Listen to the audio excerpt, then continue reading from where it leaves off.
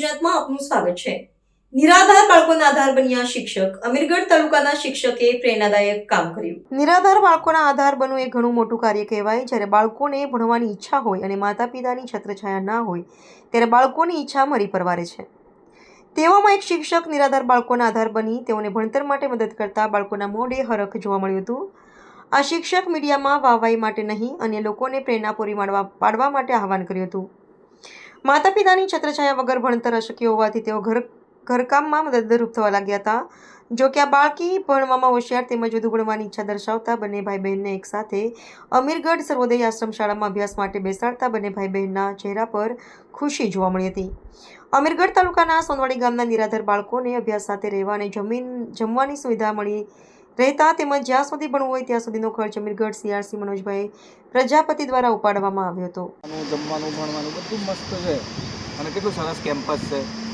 આ કેમ્પસ છોડીને આપણે બહાર જવાનું નહીં અને રજા પડે એટલે તારા કાકા છે કાળોભાઈ એ લેવા આવશે નકર મને કહેવાનું તો હું મૂકી દે સોનવાડી, બરાબર?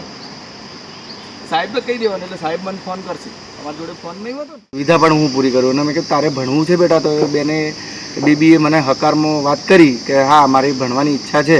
મેં તો ચલો તો તને ભણવાની તારી પણ વ્યવસ્થા કરીએ અને આ ભાઈની પણ વ્યવસ્થા કરીએ। તો બંનેને એક જ કેમ્પસમાં બે શાળાઓ ચાલે છે, આશ્રમ શાળાઓ। તો પ્રાથમિક વિભાગમાં એના ભાઈનું એડમિશન કરાવ્યું અને હાઈસ્કૂલ વિભાગમાં ધોરણ 10માં બેબીને એડમિશન કરાવ્યું। તો બંને ના રહેવાની, જમવાની અને ભણવાની સુવિધા અત્યાર તો હાલ અમે પૂર્ણ કરી દીધી છે અને એને જે કંઈ જરૂર હોય એના અભ્યાસ માટે અને એને જેટલું ભણવું હશે આ બંને બાળકોને એ હું પૂરા કરીશ। મેં આ બંને બાળકોને મારા દીકરા અને દીકરી તરીકે દત્તક લીધા છે અને આ બધી જ જવાબદારી એમની હું રાખવા તૈયાર છું।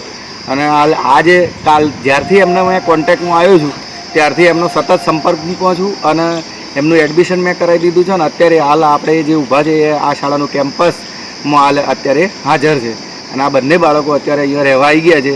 આજે એમને આ શાળામાં આવ્યા 1 દિવસ થઈ ગયો અને બંને હાલ ખુશ છે।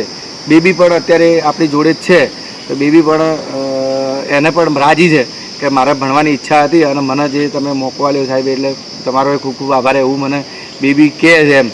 એમ મારો આભાર માનવાની તો મારી બરાબર છે, પણ મારું જે કર્મ છે, મારે જે કામ કરવાનું છે, હું એક શિક્ષક તરીકે જો આવા બાળકોને જો મદદ ના કરી શકું તો મારું કર્મ હું છૂટી ગયું કહેવાય। પણ મારે ખરેખર અને CRC તરીકેની મારી જવાબદારી છે કે આવા જે ડ્રોપઆઉટ બાળકો જો કોઈ હોય તો આવાને મુખ્ય પ્રવાહમાં જોડવા અને શિક્ષણ સાથે એમને જોડી અને એમને જે આગળ અભ્યાસ માટેને જે જોઈએ છે તક એ તક પૂરી પાડવી એ મારું કામ છે। અને ખરેખર ભગવાને કદાચ આ બંને બાળકોને મારા માટે પ્રસાદ તરીકે મને આપ્યા છે એ એવું સમજી અને આજે હું એમને તમામ ખર્ચ ઉઠાવવા માટે તૈયાર છું અને એનું જે કંઈ સપનું હશે આગળ ભણવાનું એ હું પૂરું કરીશ અને સતત આ બાળકોની નજર હું રાખીશ। મારું નામ કરાડી અનીબેન ધર્માભાઈ છે।